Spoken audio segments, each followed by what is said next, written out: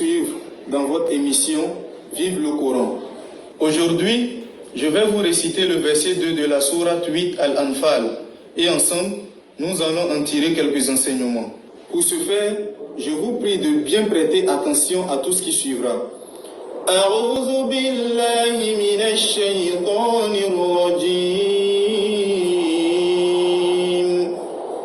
Innamal mu'minuna alladhina idha dhukira Allahu wajilat qulubuhum wa idha tuliyat alayhim ayatuhu zadatuhum imanan wa ala rabbihim yatawakkalun. Allahu Akbar. Allahu Akbar. Ce verset pourrait être traduit par: les vrais croyants sont ceux dont les cœurs frémissent quand on mentionne Allah.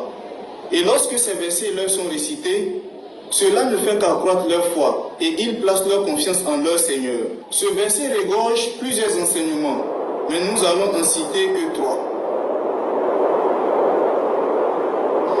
Allah Azza wa Jal nous informe et met l'accent sur 3 grandes qualités des hommes pieux, des croyants. Nous devons prendre en considération toutes ces qualités et chercher à les acquérir afin de bénéficier de ces privilèges.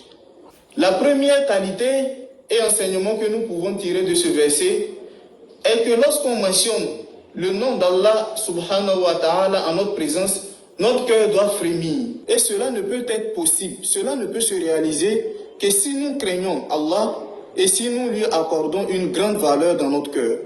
La deuxième grande qualité et enseignement est que lorsqu'on nous récite les versets coraniques, cela doit augmenter notre foi. Et pour atteindre cet objectif, nous devons méditer sur les versets coraniques et les mettre en pratique. La troisième qualité et dernier enseignement qu'on peut tirer de ce verset est qu'on doit s'en remettre à Allah subhanahu wa ta'ala totalement. Lui faire confiance en ses promesses. Parlant de cette confiance, le prophète Mohammed sallallahu alayhi wa sallam a dit: si vous placez votre confiance comme il se doit en Allah subhanahu wa ta'ala, il vous accorderait votre subsistance tout comme il l'accorde aux oiseaux. Ils quittent leur nid tôt le matin, le ventre vide, et ils y retournent le soir, le ventre plein, c'est-à-dire rassasié. J'espère que ces quelques conseils vous seront profitables, ainsi qu'à moi-même le premier, qu'Allah Azza wa Jal nous facilite la compréhension et la mise en pratique. Merci d'avoir suivi et n'hésitez pas à partager avec nous en commentaire vos leçons personnelles que vous tirez de ce verset. Si vous n'êtes pas encore abonné à notre chaîne, faites-le pour profiter de nos contenus.